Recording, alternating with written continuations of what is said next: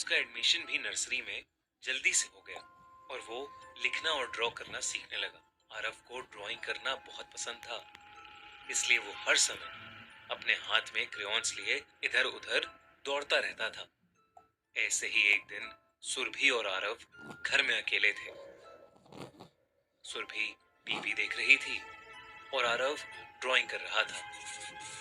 और उसी वक्त आरव ने पहली बार एक वर्ड बोला, मम्मा।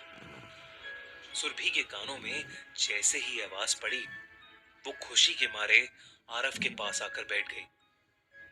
पर पास बैठकर उसने देखा कि आरव ने ब्लैक क्रेयॉन से एक औरत बनाई हुई थी और उस पर पॉइंट करके वो बार बार मम्मा मम्मा बोल रहा था। सुरभि को ये बात काफी अजीब लगी।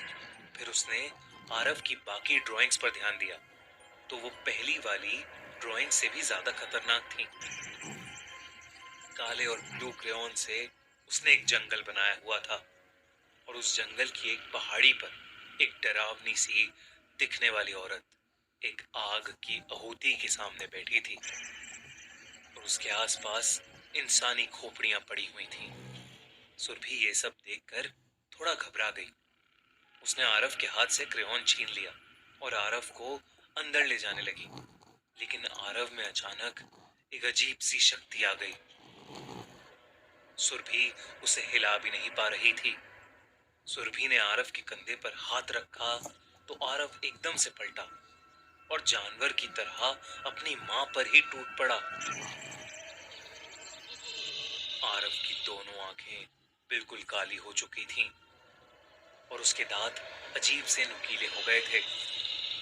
सुरभि चीख चीख कर मदद मांगने लगी और उसी समय घर की बेल बजी। सुरभि भागकर दरवाजे पर गई और सूरज को देखकर डरी सहमी आवाज में हाफती हुई बोली, वो वो आरव, वो ड्राइंग, वो। अपनी वाइफ को डरा सहमा देखकर सूरज भी थोड़ा घबरा गया और उसने सुरभि को शांत कराया और पूछा, क्या हो गया तुम्हें? सुरभि ने आरव के डायरेक्शन में पॉइंट किया, लेकिन आरव चुपचाप फर्श पर बैठा हुआ अपने क्रेयॉन से खेल रहा था। सुरभि सूरज को समझाने की कोशिश कर रही थी,